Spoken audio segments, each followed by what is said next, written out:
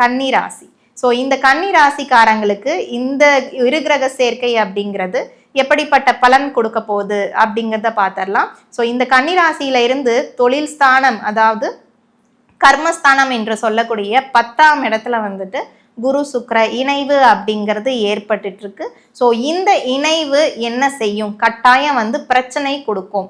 பார்த்துட்டு இருக்க வேலை வந்து பறிபோகும். ஸோ ஏற்கனவே வந்து ஒரு நல்ல வேலையில இருந்துட்டு இருப்பீங்க, வேலை வந்து கைவிட்டு போற நிலைமை எதுவுமே இருந்திருக்காது. ஆனா அந்த ஜூலை 26 தாண்டிடுச்சுன்னா வந்துட்டு ஏற்கனவே பார்த்துட்டு இருக்க வேலையும் கையை விட்டு போயிடும். தொழில் செஞ்சுட்டு இருக்கவங்களுக்கு பார்த்தோம்னா வந்து தொழில்ல வந்து ஒரு இரக்கம், ஏற்றமே இருக்காது, ஒரு இரக்கம் அப்படிங்கிறதும் அந்த இடத்துல ஏற்படுத்திடும். ஸோ எதுலையுமே வந்துட்டு உஷாரா இருக்க வேண்டிய டைம் வந்து ஜூலை 2025 இருந்து எதுலையும் இன்வெஸ்ட்மெண்ட் செய்யாதீங்க. புது முயற்சிகள் வேண்டவே வேண்டாம். பார்த்துட்டு இருக்க தொழிலே செய்யுங்க.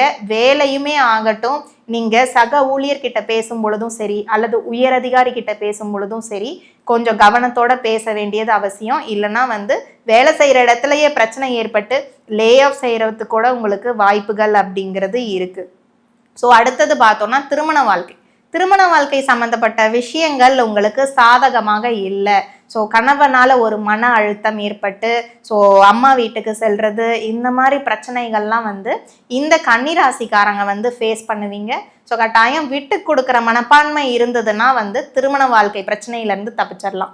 இல்லைன்னா கட்டாயம் உங்களுடைய திருமண வாழ்க்கையில டைவர்ஸ் வரைக்கும் இழுத்துட்டு போற காலம்தான் வந்து இந்த ஜூலை 2025. படிக்கக்கூடிய குழந்தைங்களாக இருந்தீங்கன்னா கட்டாயம் வந்துட்டு கவனம் செலுத்தி படிப்பில் வந்து கவனம் செலுத்த வேண்டும். படிப்பிலையுமே சரி மதிப்பெண்கள் குறையறதுக்கு வாய்ப்புகள் இருக்கு. ஹயக்ரீவர் வழிபாடு அப்படிங்கிறது இந்த கன்னிராசிக்காரங்க மாணவர்களாக இருக்கும் பொழுது அவங்க ஹயக்ரீவருடைய வழிபாடு ஒவ்வொரு வியாழக்கிழமை அன்றும் ஏலக்காமாலை சாத்தி அதை வழிபாடு செய்யும் பொழுது படிக்கக்கூடிய குழந்தைங்களுக்கு பார்த்தோம்னா அந்த கான்சன்ட்ரேஷன் பவர், மெமரி பவர் ஆகட்டும், இது இரண்டுமே வந்து இன்க்ரீஸ் ஆகும். ஸோ அடுத்ததாக பார்த்தோம்னா திருமணம் ஆகாம இருக்கிறீங்க அப்படிங்கும் பொழுது கட்டாயம் வந்து 1க்கு 2 முறை 2 பேர்த்துக்கிட்ட பொருத்தம் பாருங்க.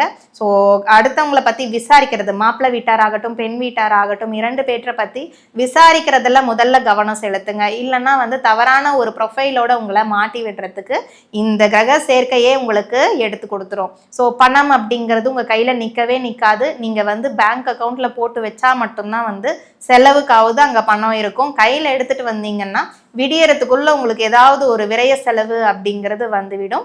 மெயினா வந்து யாரெல்லாம் வந்து அரசியல் சம்பந்தப்பட்ட இதுல இருக்கீங்களோ, பதவியில இருக்கீங்களோ, உங்களுக்கு வந்துட்டு ஆதாயமான காலம் இது கிடையாது.